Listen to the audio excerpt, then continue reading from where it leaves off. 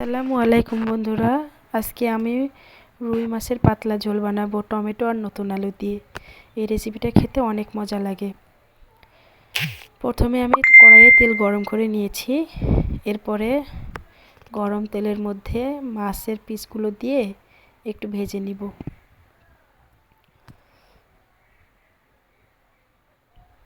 এক পাশ ভালো করে একটু ভাজা হলে উল্টে দিয়ে আর এক পাশ ভেজে নিব।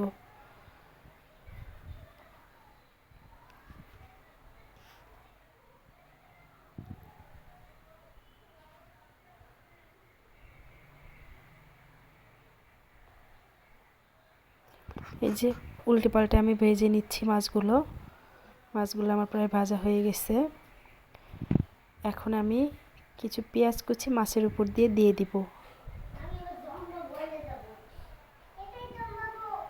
পেঁয়াজ কুচিগুলো একটু নেড়ে চেড়ে তেলের মধ্যে দিয়ে দিব, যাতে একটু ভাজা ভাজা হয়ে যায়।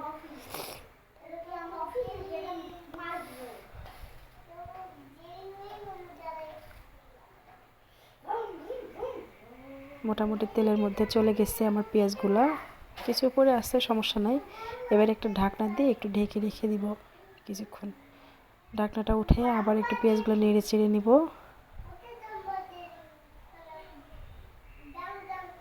যেগুলো উপরে আছে সেগুলো সব আবার তেলের মধ্যে দিয়ে দিব।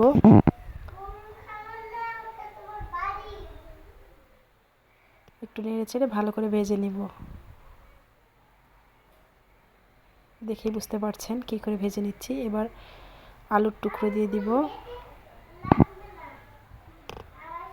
নতুন আলুর টুকরোগুলো দিয়ে দিলাম। একটু বড় বড় করেই কেটেছি আমি। পাতলা ঝোলে বড় বড় করে আলু কেটে দিলে খুব মজা লাগে। আপনারা যখন ট্রাই করবেন তখন বুঝতে পারবেন। এরপরে আলুগুলো পেঁয়াজের সাথে উল্টোপাল্টা একটু ভেজে নিচ্ছি।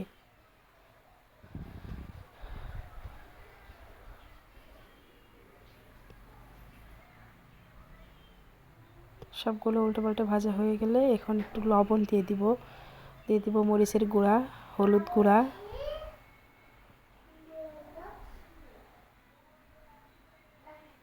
জিরার গুঁড়া দিব, একটু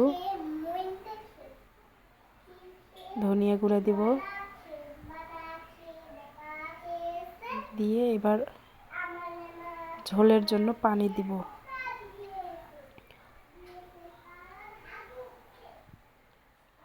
পানি দিয়ে একটু নেড়ে ছেড়ে দিব, যাতে ভালো করে সব সিদ্ধ হয়ে যায়। আলুগুলো একটু নিচে জমিয়ে দিব পানির মধ্যে। মনে হচ্ছে পানি একটু কম হয়েছে আমার কাছে। এবার আমি আরও কিছু একটু পানি দিয়ে দিব। একটু বেশি করে পানি দিতে হবে, যেহেতু পাতলা ঝোল করব, তাই একটু পানিটা বেশি বেশি করেই দিব। রান্না হতে হবে আবার। এবার টমেটো কিছু দিয়ে দিব। এই টমেটোটা পাতলা ঝোলে দিলে খুব মজা লাগে, খেতে টকটক লাগে। এবার সবগুলো ভালোভাবে একটু মিশিয়ে নিয়ে নেড়ে চেড়ে দিয়ে ঢেকে দিব। দেখেন, ঢাকনা উঠে দেখাচ্ছি আপনাদেরকে রান্নার এই তো দেখেন আমার রান্না প্রায় হয়ে গিয়েছে, প্রায় না হয়ে গেছে। এখন আমি চুলা থেকে নেমে নিব। এই তো দেখেন নেমে নিয়েছি। রান্নার কালারটা দেখেন, দেখে লোভ লাগছে না? খেতেও কিন্তু দুর্দান্ত স্বাদ। একবার খেয়ে দেখেন, ভালো লাগবে ইনশাআল্লাহ। দেখেন এই তো।